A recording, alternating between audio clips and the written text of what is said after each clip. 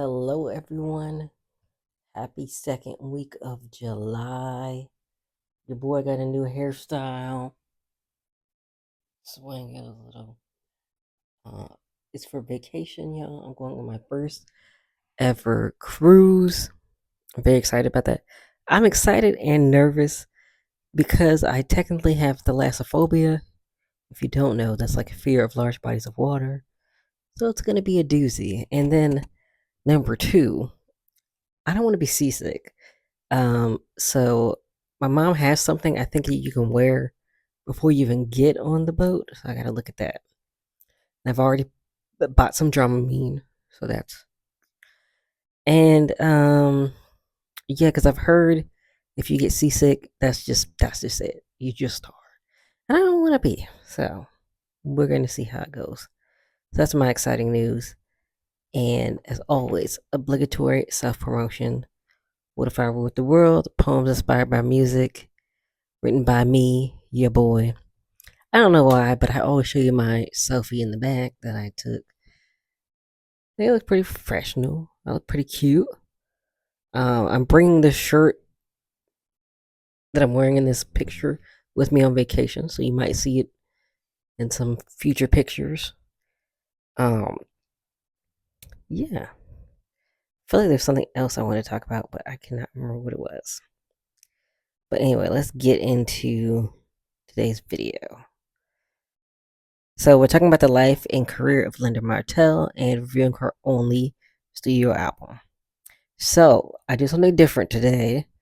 I actually got the bio from her official website. So I felt like Wikipedia had a lot of different sections, and so I googled Linda Martell biography, and I felt like it's still a little long, but I feel like it's a little more concise. So here we go.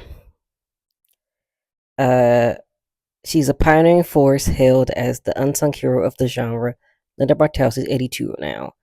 Was the first commercially successful, say that 5 times fast, black female artist in country music. Martell had the highest peak single in Billboard Hot Country Singles Now Songs chart at 22, "Color Me Father" by a black female country artist in history of the genre in 1969 until Beyonce's Texas Hold'em debuted at number 1 on February 21st, 2024. Martell was notably the first black woman to play the Grand Ole Opry stage. I feel like I'm saying that wrong, and I've definitely watched a video of them saying the name, but I don't think I said it right. But that's how I'm gonna say it. She's from humble beginnings of her home state of South Carolina. She began performing with her family before being discovered as a solo act on the Charleston Air Force Base, which I think from the Wikipedia that I can remember, it was an R&B group, and then she switched over to country. She moved to Nashville in 1969 and released her top 25 charting debut single later that year, which preceded her first and only album, Color Me Country, which we're going to talk about. It was on the top 40 of Billboard Top Country album charts and featured 3 charting singles, receiving praise from Billboard for its authenticity. I cannot talk today. And then Billboard said, Linda impresses as a female Charlie Pride, which he is a black man. I did look him up, but I did not look up his music, but I'm sure it's accurate. She has terrific style and a true feeling for the country lyric. The album earned her bookings on Hee Haw and package shows with Waylon Jennings and Hank Snow, as well as her first of 12 total appearances on Grand Ole Opry, which I may be saying wrong. Though the album was deemed a success, uh, Martell's talent and tenacity still faced racism, by audiences shouting racial slurs and hateful words at nearly every live show. That's be tough to go through. That'd be horrible. So she said it was a constant reminder that, as Rolling Stones recount, so she was talking to Rolling Stones, that she was a black Rolling Stone, only one stone. She said that she was a black woman singing in a genre dominated by white acts. And at the time in Nashville, much of the industry was run by corrupt white men, which pans out still today. With her final single, Bad Kiss of the Blues, underperforming, she found herself shelved by her label and essentially blacklisted by the town, resulting in her eventual emotional and devastating departure from country music in Nashville in 1974. And I think, from what I can remember from the Wikipedia, it was her manager that got her blacklisted, something like that. And I think she had a shady manager, something along those lines. Anyway, Martell blazed trails many never thought possible in the 1970s that continue to impact and shape the country genre today. In 2021, CMT recognized Martell with the Equal Play Award for her groundbreaking strides that were mostly unrecognized by mainstream country industry even to modern day. She released one album, but Courage is her legacy. So other black country artists continue to carry her torch, including Rissy Palmer, who became the host of the Apple Music show named Color Me Country after Martell's renowned album, and has used her platform to elevate black female voices in a genre striving for equality. And also, I want to watch the awards ceremony for the CMT Equal Play Award. I did not watch it before making this video, but I will. She has been recently acknowledged for her impact on, for her she has gotten recent acknowledgement for her impact of her legacy from modern artists like Maureen Morris. I hope I said her name right. Who recognized Martell in her Academy of Country Music Award winning speech for Female Vocalist of the Year in 2020, to most recently Beyonce, featuring Martell on a spoken word track titled The Linda Martell Show on her 8th studio album, and Cowboy Carter, further legitimizing Linda Martell as a pioneer that she is and ensure her music, story, and legacy are always remembered. And her granddaughter is working on a film about her life called Bad Case of the Country Blues. She's working on a documentary. It's not out yet. I saw that it had a date of 2024, but obviously it's 2025. And I saw that there was a trailer, but I did not watch it yet. But I do want to watch the trailer. But I'm like, I also just kind of want to watch the documentary. So I'm like, I just wanted to come out. And also, she's been married twice, and she has 3 children, from what I can remember. And yeah, so that's her life from her website. And of course, if you want to learn more, she has her website, lindamartell.com. And also, of course, Wikipedia has a lot of stuff. It has a lot of like in between details and extra details as well. And I guess it depends on how much you trust Wikipedia. I use Wikipedia a lot, so I trust it. So let's talk about her debut album, Color Me Country. For some reason, on Wikipedia, speaking of Wikipedia, it just says the date is August 1970 when it came out, not the actual like day. And sometimes with older albums, it does that, and I don't understand why, because I feel like every album has a release date. So that's what it says. But it's a country and a country pop album. Where can you stream it? YouTube Music, Apple Music, Pandora, Deezer, iHeartRadio, Spotify, SoundCloud, and Amazon Music. I'm going to be real with you. Google is just not good anymore. So it used to have, like, if you look up an album, it would have like a tab that said listen and could tell you where you stream it from. For some reason, I don't know if it's this weird, they added the AI thing and they took out some stuff.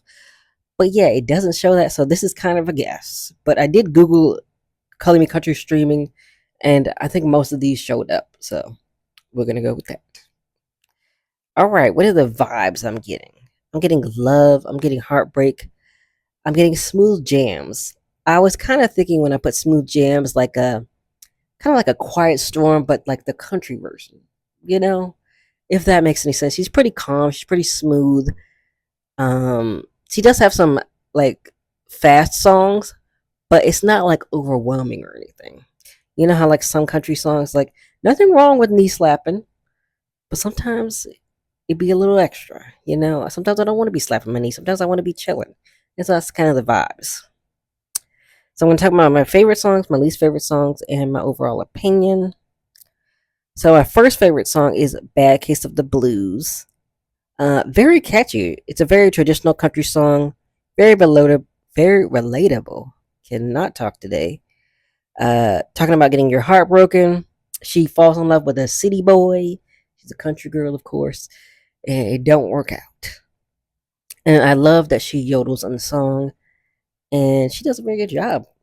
You know, I'm not usually a yodeling person, but it's not bad. It's not like I don't know how to describe it. It's not like it's not like I guess I gotta say it's not like over the top or anything. Like it makes sense. It's like smooth. Like it fits in with the I don't know if you call yodeling smooth, but it does fit into the song. That's what I'm trying to say. And then the next favorite song is The Wedding Cake. It shows both the ups and downs of marriage, that not everything is going to be great in marriage, and it's a very realistic view of it. From what I can remember from the lyrics, there's like a whole bunch of stuff happening. I'm trying to remember if this is the same song, where it's like some days, like you're not doing well, and then you have to tell the kids that you're broke, so they're not getting any Christmas gifts. I want to say that's this song, but it might be a different song there. But I definitely know it's talking about the ups and downs of. No, I think that is the song because in the end, everything works out, and then they're able to provide for their kids and give them a better life as they grow up. So I feel like that was a really sweet song. Very realistic view because marriage is not always purely good, or it should not be purely bad. If it's purely bad, I think you should get up out of there. But that's just me. So yeah, and then I guess it's kind of the title track because it's called "Color Me Country," but "Color Him Father" is a cover, and this like what the title of the album is like based on. It's a very sweet song about a stepfather who accepts his wife and stepkids, and he steps up when they need it the most. And I love this song; it's very sweet. It's from the little kid's perspective of the dad coming home and talking to them and telling them that hey, you need to stay in school. And it talks about how the mom was married, but the biological dad got killed in the war. Which war would this have been? Maybe Vietnam because it was the 70s. I don't know what year the original song came out. So could have been a different war, some war. I feel like there's kind of always a war happening, so it's a possibility. Any war. But yeah, I love this song. It's very sweet. And she's saying she's gonna color him father. She's gonna color him love. Yeah. And then my last favorite song is "You're Crying Boy Crying," and I don't need your ass song. LOL. So yeah, I love songs where women know their worth and they decide to leave, and that's basically what the song is about. And she's basically saying like, "Oh, you're gonna be crying, boy. You're gonna be crying for me to come back." And I think the beat is very funky. I love it. Um, like a country funky, LOL, if that makes any sense. Um, Not like a disco funky, but definitely a country funky. Um, it's very good and it goes well with the lyrics because she's kind of like taunting him, like, "Oh, you're gonna be missing me, but I'm gone," basically. And I don't have any least favorite songs. So my overall opinion is I really love this album. I think Linda Martell really brings the lyrics to life with her singing and brings emotion to them. And the main songwriters, Margaret Lewis and Myra Smith, are great songwriters and storytellers. I feel like every song like was a story. They had a beginning, a middle, and an end pretty much for like a lot of them. Yeah, you did. Some of them I feel like Color Him Father kind of just had a beginning and a middle and then the chorus. But still, it tells a story. It tells the full story. They did a great job of writing relatable songs that Linda could emote through. Excuse me. And where was I? Oh, I think the album was well balanced for the most part. I do wish there were more fast songs. You know, you want to be doing your what is it? What do country people do? Um, Square dancing. You want to get up on the dance floor? Yeah, maybe a little more fast songs. But overall, Linda has a very nice mellow voice. It doesn't have too much twang that takes away from her singing. I don't know if y'all noticed, like some country songs, like I get it, it's supposed to be southern, It is country, but some people be having a little bit too much twang for me to enjoy the song, and I'd be like, okay, this is a little much going on. There's this one really, I guess it's really popular. It plays, if you work in retail, there's certain songs that just play all the time. But I don't know what her name is, but she just has this twang. And I think she's talking about her man or something, as a lot of country songs do. And it's just too much. She's like, you know how I am. And I'm just like, okay, girl, relax a little bit. But that's how some people sound, and I don't like that. But yeah, I think this is a great debut album, and it's,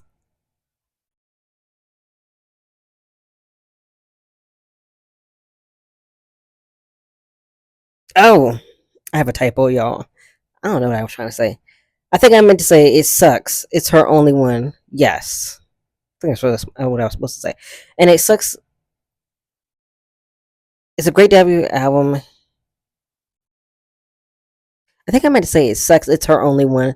Because I wonder how she could have developed given the chance, which I talk about in my short video. She could have delved so much more into her songwriting, expanded her style more, but racism clipped her wings, unfortunately. Shaking my head, which I talk about in my short video. We can have so many nice things, but racism, it's just crazy. And she really could have, like, I don't want to call people the black XYZ, but she could have been like a black Dolly Parton and had this huge long career. I looked at something when I was so I think she covered two songs on this album. So I clicked on it and it showed that Dolly Parton had covered it. And when I clicked on the album, it said Dolly Parton had it was her it was on Dolly Parton's 34th album, which was like, I think it was like in the 80s. So then now she probably has like 50 albums. So that's crazy. That's impressive. But yeah, she could have really, had a great career, but unfortunately racism cut her career short, and it's still happening today. Even with with Beyonce, and saying she's not really country even though she's from Texas, and we have accepted people from Australia and Canada. Nothing wrong with Shania Twain. I don't know about the other one from Australia. Was that Keith Urban from Australia? Y'all let me know. But anyway, Shania Twain is cool with me. But she's not from the South. She's from Canada. But we are accepting this woman from a whole other country just because she's white. So that's the point I'm trying to make. But yeah, I'm gonna give this album a 10 out of 10. I said I was not gonna rant in this video, and I'm gonna keep it right there. So I wrote a poem. I was gonna write a high bun, but then I was like, I just kind of wrote free verse and just kind of had some repeating lines. So it's inspired by Color Him Father, and it's called Color Me Loved. You come home and kiss me on the forehead right when you get in. Don't even drop your briefcase first or take off your coat. Sugar for my sugar, you say sweetly. I lean up to kiss your chin, and say, sugar for my sugar. You laugh a hearty laugh and hug me so tight I never want to let go. Color me loved, color me cherished, color me happy, color me content. Color him loved, color him appreciated, color him cared for, color him comfortable. Color us supportive of one another, color us in wedded bliss, color us obsessed with each other, color us together forever. So, yeah, that is my review and me talking about Linda Martell's life and career. Will you go and give her only album a listen? I think that you should. Um, I'm gonna be honest. I know she's in her 80s. I don't know if she has it in her. If she wants to make another album, I'm sure it's probably like, yeah. Now, um, well, she did keep performing, but of course, probably not on the scale that she was before. But there are a lot of artists who are older who still perform and who still, do things. And I remember what I was going to say earlier. So I'm probably going to be talking about some more country stuff because I'm reading the book My Black Country, which I think is a memoir slash a history book.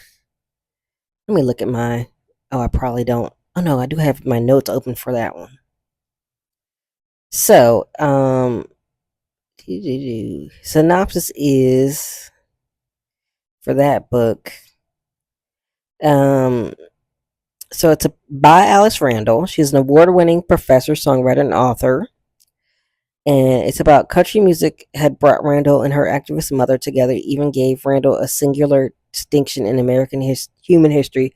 She's the first black woman to co-write a country number one hit, Trisha Yearwood's X's and O's. Randall found inspiration and comfort in the sounds and history of the first family of black country music. Uh, DeFore Bailey, Little Hardin, Ray Charles, Charlie Pride, which we talked about here, and Herb Jeffries, who together made up a community of Black Americans rising through hard times to create simple beauty, true joy, and sometimes profound eccentricity. Um, I don't want to make this video too long. What emerges in My Black Country is a celebration of the most American music genres and radiant joy, realizing the power of black influence on American culture. As country music goes through a fresh renaissance today, with a new wave of black artists enjoying success, My Black Country is the perfect gift for longtime country fans, a vibrant introduction to a new generation of listeners who previously were not invited to give the genre a chance. So yeah, so you're gonna get a couple more country content, little alliteration there. So yeah, I definitely recommend you listen to Color Me Country. I think it's a great album. I think it's a smooth album. I would definitely buy this album. Like if I had a vinyl player, I would definitely play it. It's a very cool record to just play in the background. But it's also a nice, like, there are lots of stories in it. And I just feel so sad. Like, she really could have developed and had her own kind of storytelling, but we might never know. But I think, now that she's back in the spotlight because she was on Beyonce's album, and also the lady named her podcast after her, Reese Palmer. So I feel like she's getting more recognition. And then with the documentary, hopefully it comes out soon because 2025 is almost over, and it's set and it does have a trailer. So hopefully that's coming out soon. Maybe it'll come out next year. But yeah, so I will see you all next week.